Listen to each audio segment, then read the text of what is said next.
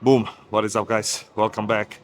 Today, rest day, but still, I'm gonna use that rest day to train those neglected body parts, body parts that most people tend to neglect, and that's abs and forearms. So, yeah, today's my rest day, and I lowered my carbohydrate intake. That's something that I do on my rest days. I lower my carbs.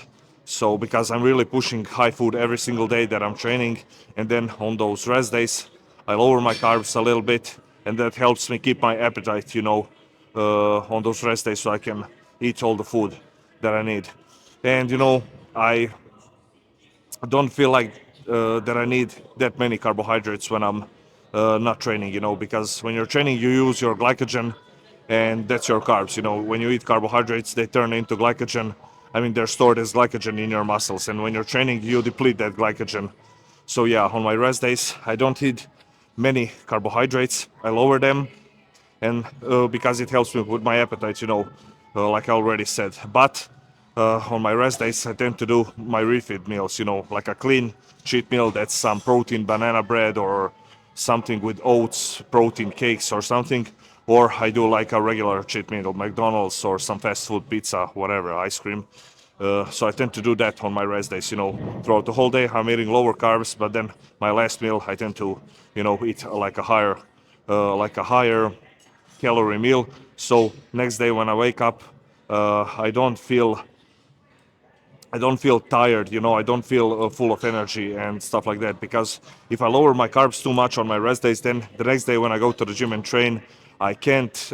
I don't feel strong enough because I can't refill my body glycogen with only 2 meals. I eat 2 meals before I train, and to refill your muscle glycogen, it takes like a day, or something. You need to let that food digest, sit in your stomach, and everything. So I can't replenish and refuel my body and muscles in like 2 meals on my training days.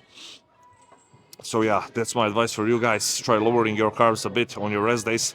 But if you're a guy that tends to, you know, if you're a guy that doesn't see, jump in scale often, and you need to eat like a shit ton of food every single day, then hey man, you're out of luck. You need to push the food every single day. No excuses if you want to see that scale go up.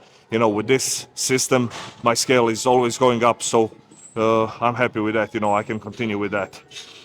Okay, now let's get into this training session, abs and forearms. I'm gonna start off with some lower abs.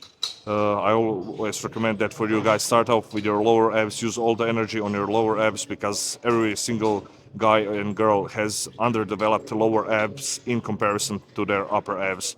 So yeah, use that energy to train when you're fresh. At the start of a training session, use that energy, to train the lower abs and then move on into some upper ab work and call it a day. For abs, 4 sets on leg raises, 4 sets on cable crunches, 15 to 20 reps. I like to do high reps on abs, 10 to 20, let's say. That's a good rep range that I like to stay in for the abs. Then we're gonna do some forearms, and that will be it for today. My mic battery is running low, so hopefully it doesn't die before we finish this training session. Okay, let's start with this one. So I get into a position, I'm not straight upright. I curl my body in a little bit, and I'm already feeling my abs. They're a little bit tense, So I curl in a little bit, and then I raise my feet, and that's it. I raise my legs, Boom.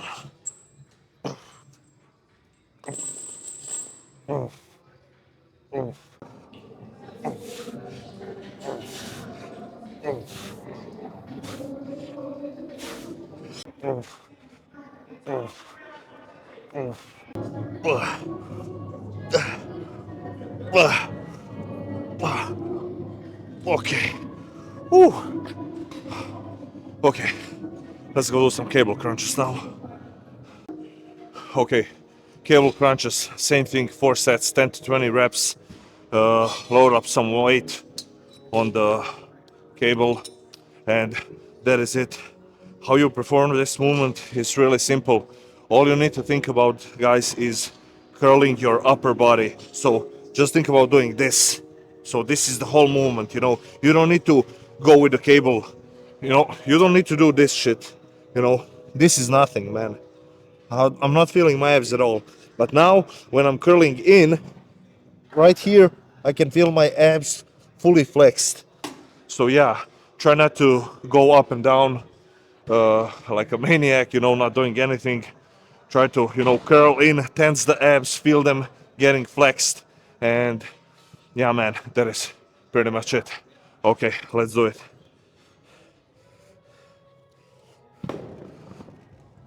Oh,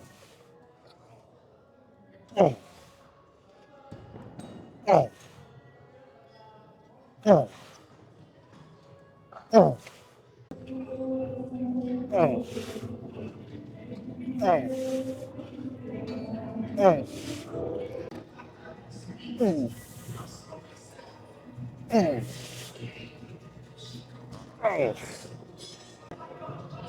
oh. Ugh, ugh, ugh, ugh. Okay. Whew.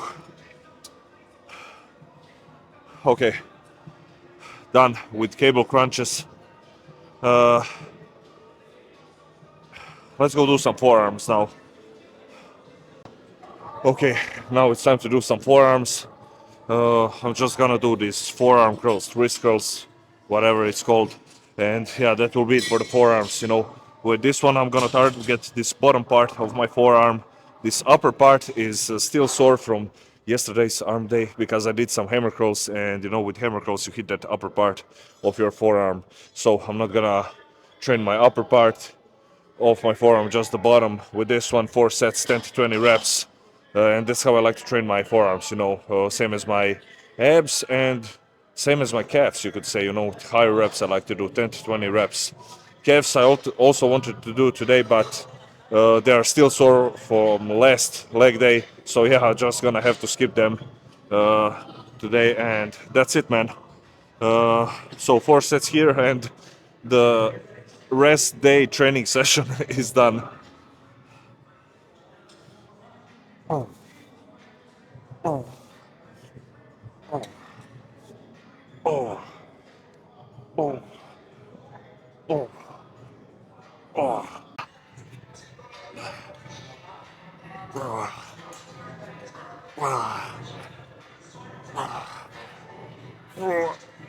Okay,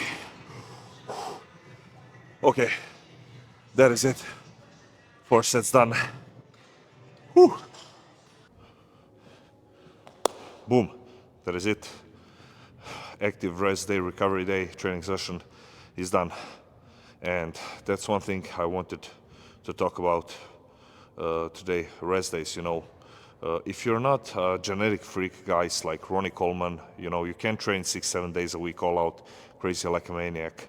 You won't recover, muscle injuries will happen, injuries will happen. You might tweak something, you might tear something, and that's not good in the long run. That's what happened to me. I was pushing very hard, training 4 or 5 days in a week, which I never do. And I did that, and that's when I tweaked my hamstring a little bit.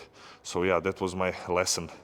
That was my blessing in disguise, because it wasn't like a serious injury or anything like that. But I took that as a sign of my body telling me, hey man, we need to recover a little bit. Take a normal rest day. Go train abs. If you want to go to the gym every single day, go train abs or forearms.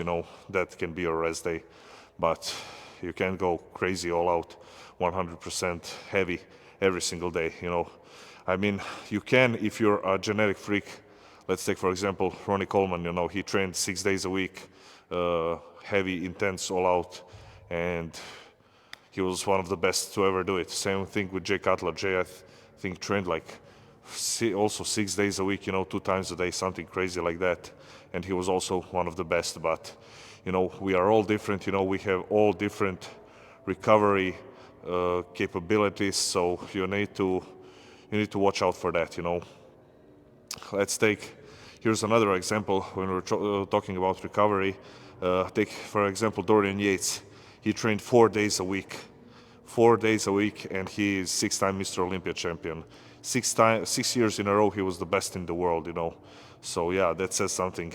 We are all different, And yeah, I think if Dorian trained 6 or 7 days a week like Ronnie or Jay, I think he wouldn't be as great. But I mean, I'm just giving you examples, guys. You need to find out who you are, what works for you, and you will find the answer to that question over the years of experience of training, bodybuilding, going to the gym and things like that. So yeah, you need to play with it. See if you're not progressing week to week or on monthly basis in how strong you are, if you're not lifting more weight, if you're not gaining weight on scale and looking better, that means you're not progressing and you need to change something. Maybe you need to take an extra rest day.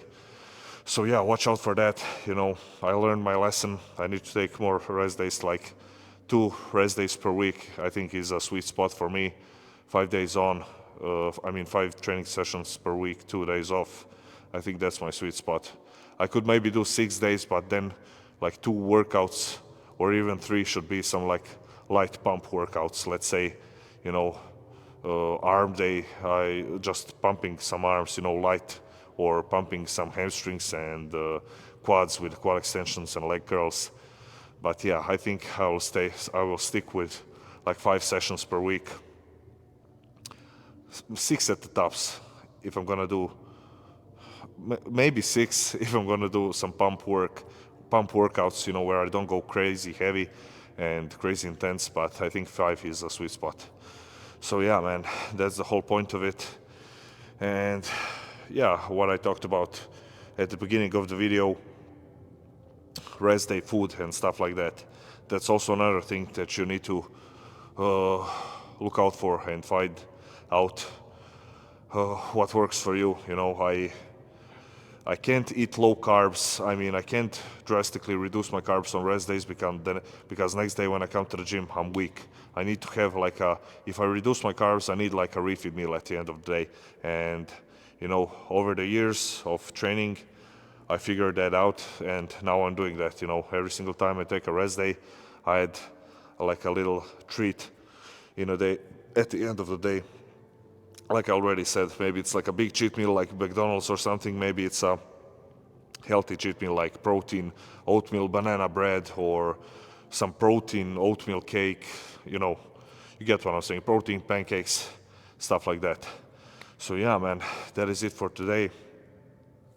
Hope you learned something from this, and remember, guys, when you rest and when you're resting, you're recovering, you're building muscle. You're making you're damaging the muscle when you're at the gym. The muscle is not growing at the gym, it's growing when you're feeding it, when you're resting. So yeah, just think about that, and hopefully that can make you take an extra rest day. So yeah, that is it. Thank you all so much for watching. I'm out, guys, and peace.